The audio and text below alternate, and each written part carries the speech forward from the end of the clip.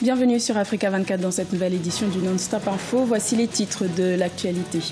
Un nouvel épisode dans la crise politique malgache. La Haute Cour constitutionnelle exige une entente entre opposition et majorité pour la formation d'un gouvernement de consensus dans un délai imparti pour sortir le pays de la crise. Le microcrédit en faveur des communautés en zone rurale est un programme gouvernemental lancé au Tchad il y a 4 ans. Un projet pour promouvoir les productions maraîchères afin de parvenir à l'autosuffisance alimentaire. Et en Côte d'Ivoire, les finalistes du championnat de première division senior de volleyball sont désormais connus. Retour sur les résultats des demi-finales hommes et dames jouées le 26 mai à Abidjan. À Madagascar, la Haute Cour constitutionnelle a rendu son verdict le 25 mai suite à la requête de destitution du président Errazaounarimampane déposée par l'opposition. La plus haute juridiction du pays a décidé de maintenir le chef de l'État à son poste, mais ordonne la nomination d'un gouvernement de consensus pour sortir le pays de la crise qui persiste depuis le 21 avril 2018. Alché Duprat. Nouveau tournant dans la crise malgache. L'opposition et la majorité au pouvoir ont jusqu'au 4 juin pour trouver un accord. Faute de quoi, passé cette date, la Haute Cour constitutionnelle sommera le chef de l'État, Errazaounarimampane, de dissoudre le gouvernement, nommer un Premier ministre de consensus et former un gouvernement sur la base des dernières législatives, avec un nouveau délai de 7 jours. Le pouvoir appelle donc à une négociation. La décision de la Haute Cour constitutionnelle nous appelle à une négociation. Alors nous sommes ouverts à toute négociation. Du côté de l'opposition, au lendemain de la décision rendue par la plus haute juridiction du pays le 25 mai, les réactions fustigent. Certes, la HCC a reconnu les manquements du président par rapport à l'installation de la Haute Cour de justice, qui de base était la requête des députés, mais la déchéance du président, réclamée quant à elle par l'opposition, n'a pas été validée par l'instance constitutionnelle.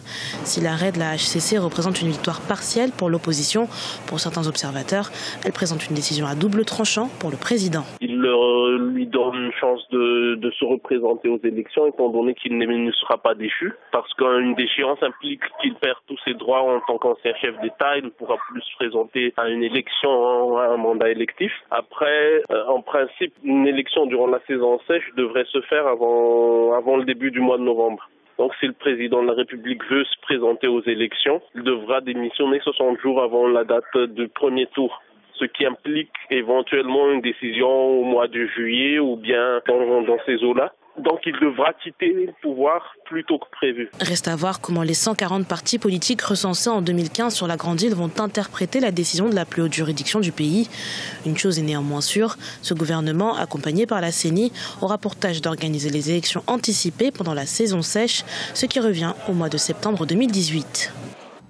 Également dans l'actualité, le président congolais Denis Sassou Nguesso, aussi président du comité de haut niveau de l'Union africaine sur la Libye, est attendu au palais de l'Élysée à Paris ce mardi 29 mai, où il prendra part à la conférence internationale pour une sortie de crise en Libye, une séance de travail sous l'égide de l'ONU qui se déroulera en présence de son homologue français Emmanuel Macron et de plusieurs grands acteurs de la crise libyenne, notamment le Premier ministre Fayez al-Sarraj et le maréchal Khalifa Haftar. Un rendez-vous diplomatique inédit pour ouvrir la voie des élections libyennes d'ici fin 2018.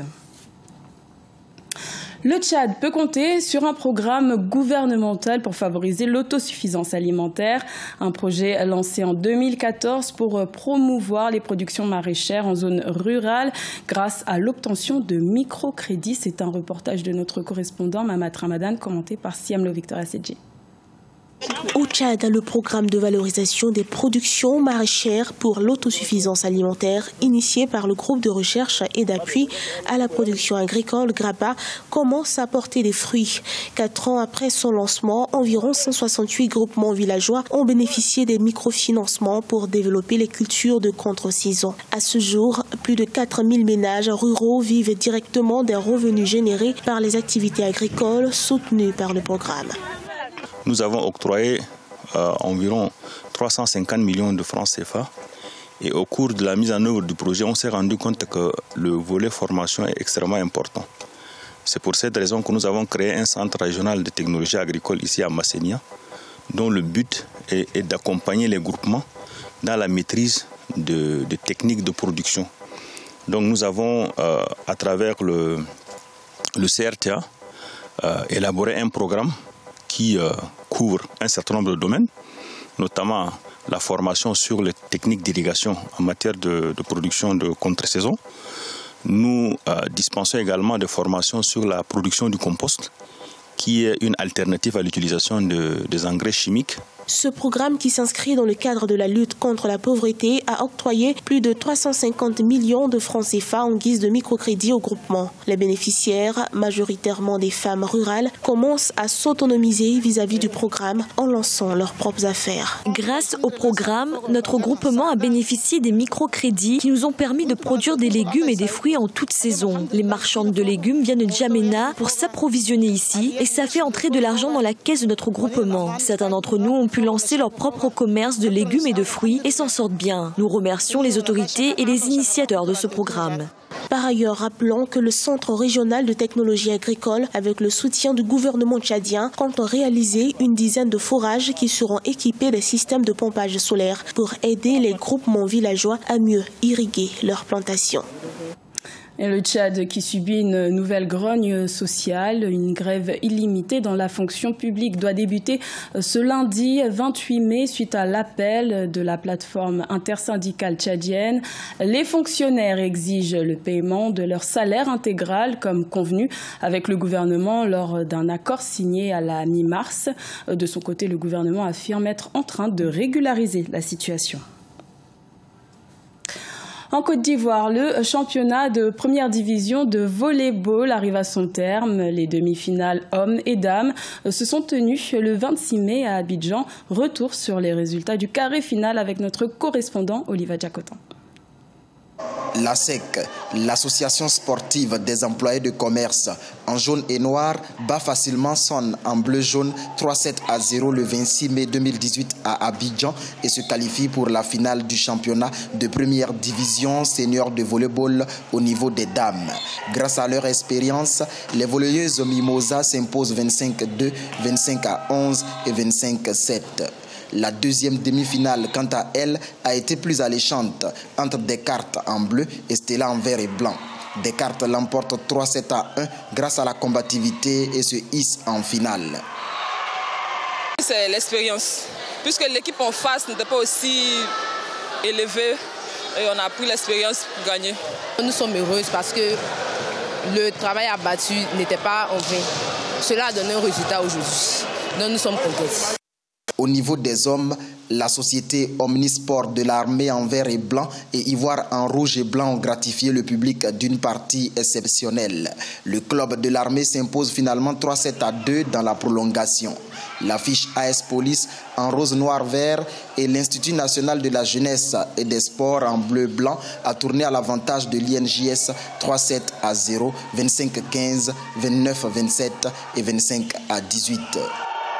La SOA s'est donné pour cette année le titre et on a donné tout ce qu'on avait, physiquement, humainement, pour que ce soit en plus déjà franchir ce cap des demi-finales et préparer la finale. Je suis très content de mes joueurs parce qu'aujourd'hui ils ont fait preuve de maturité, ils ont écouté, vous avez vu sur le terrain, ils n'étaient pas trop distraits comme auparavant. Les finales du championnat de la première division senior hommes et dames se joueront les 22, 23 et 24 juin 2018. La SEC affrontera Descartes chez les dames et la SOA sera face à l'INJS au niveau des hommes. La SEC et la SOA partent favorites pour ces oppositions. Ce journal a été réalisé par l'ensemble de la rédaction. Merci de votre fidélité. Retrouvez dans un instant une nouvelle édition de l'information sur Africa 24.